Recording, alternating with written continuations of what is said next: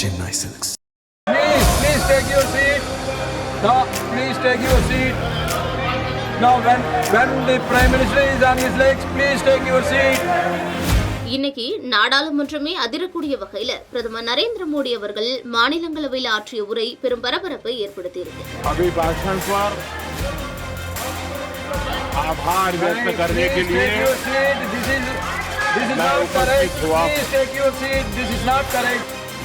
India இனி பின்வாங்காதுன்னு முழங்கிய பிரதமர் எதிர்க்கட்சிகளை ஒரு புடி பிடிச்சிருக்காரு.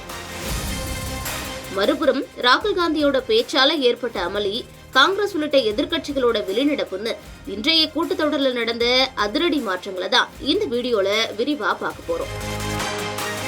மாநிலங்களவையில பேசின பிரதமர் மோடி இந்தியாவுடைய பொருளாதார வளர்ச்சியை பற்றி மிக முக்கியமான புள்ளி விவரங்களை முன்வச்சாரு.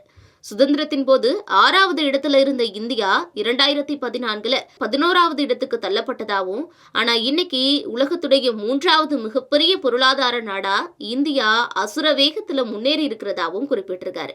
குறிப்பா வங்கிகளுடைய வாரா கடன் 1% கீழே குறைக்கப்பட்டதையும், பொதுத்துறை நிறுவனங்களுடைய சாதனை லாபம் ஈட்டியதையும் சுட்டிக்காட்டி அர்பன் நக்சல்கள் பரப்பக்கூடிய பொய்களுக்கு முற்றுப்புள்ளி வச்சதா அவரு தெரிவிச்சிருக்காரு.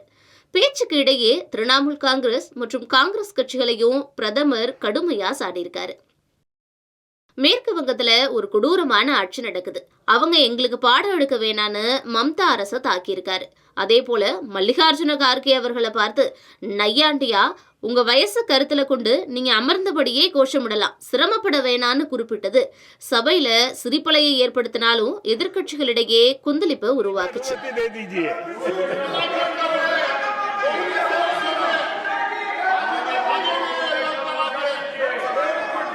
மக்களவையில ராகுல் காந்தி முன்னாள் ராணுவ தளபதி மனோஜ் நரவனே உடைய நினைவு குறிப்புகள் பத்தி பேசினதுக்கு அமைச்சர்கள் அமித்ஷா மற்றும் ராஜ்நாத் சிங் கடும் எதிர்ப்புகளை தெரிவிச்சாங்க.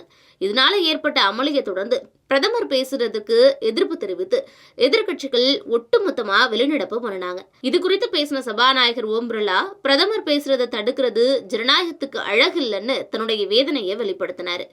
பட்ஜெட் கூட்டத்தொடர்ல இந்த மோதல் போக்கு வரும் நாட்கள்ல இன்னும் தீவிரமடையும்னு எதிர்பார்க்கப்படுது. இந்தியாவுடைய வளர்ச்சியை மோடி அடுக்கிறாரு, ஜனநாயகத்தை காக்க போராடுறதா எதிர்க்கட்சிகள் சொல்றாங்க. இதுல உங்களோட கருத்து என்ன? பிரதமர் மோடியோட உரையை பத்தி நீங்க என்ன நினைக்கிறீங்கிறத கமெண்ட்ல சொல்லுங்க.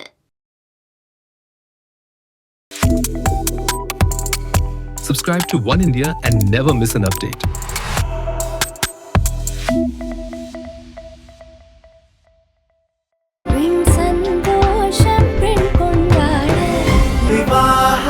மணப்பெண்ணின் பிரத்யேகமான திருமணம் விவாஹா தி சென்னை சில்க்ஸ்.